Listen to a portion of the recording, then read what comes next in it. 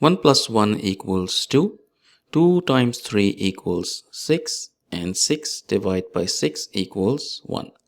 But this answer is not right, because according to the order of operations, we must solve parentheses, then exponents, then multiplication and division, and finally addition and subtraction. Remember, if in any expression you have both multiplication and division present, you must work from left to right, and same applies to addition and subtraction. Now let's rewind and solve this problem the right way. If you notice, in this expression we have three operators present: division, addition and multiplication, but we also have parentheses present in this expression. And according to the rules, parentheses have highest priority over anything else, so we need to solve what we have inside parentheses. 1 plus 1 equals 2. Our expression simplifies to 6 divided by 2 times 3.